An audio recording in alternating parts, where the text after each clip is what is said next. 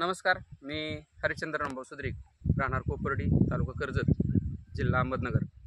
मी या 2 एकर क्षेत्रामध्ये केशर आंब्याची लागवड करीत आहे। लागवड करण्याच्या पाठीमागचा हेतू असा आहे की आपल्या महाराष्ट्रामध्ये, देशामध्ये लोकसंख्या भरपूर आहे आणि हे हंगामी फळ असल्यामुळं या फळाला बहुतांश श्रीमंतापासून गरिबापर्यंत सर्वजण खातात। त्याच्यामुळं या फळाची मागणी जोपर्यंत लोकसंख्या वाढत आहे तोपर्यंत या फळाच्या मागणीला अजिबात कमतरता नाही। आपल्याला कायमस्वरूपी चांगलं मार्केट या केशर आंब्याला मिळतं। म्हणून मी 2 एकर केशर आंबा लावण्याचं प्लॅनिंग केलं। हा आंबा लावण्यासाठी या 2 एकरामध्ये मी प्रथम आडी उभी नांगरट करून घेतली। नांगरट करण्याचा हेतू असा होता की पुढचे 10, 15, 20 वर्ष मला नांगरट करता येणार नाही, जेणेकरून या बागेमध्ये हवा खेळती राहील। रानाची पूर्वमशागत म्हणून मी नांगरट केली।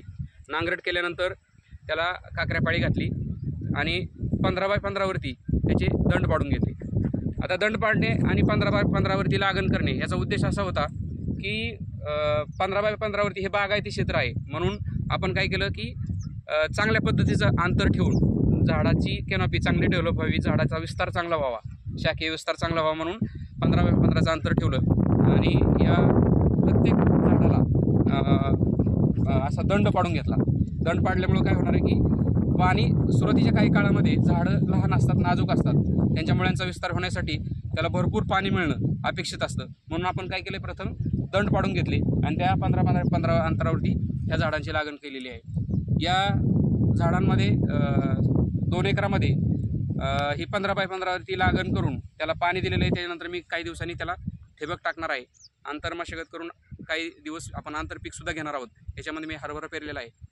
त्याचा उद्देश असा आहे की हे रान मोकळं राहील आणि त्याची आंब्याच्या झाडापेक्षा कमी उंचीवरचं हे पीक आहे, त्यामुळं हवा खेळती राहील। असं हे 2 एकर मी लागण करत आहे। या लागणीचा फायदा प्रत्येक शेतकऱ्यांनी घ्यावा, प्रत्येकाने आंब्याची लागण करावी, कारण भविष्यामध्ये आंब्याला चांगला स्कोप पहिल्यापासूनच आहे।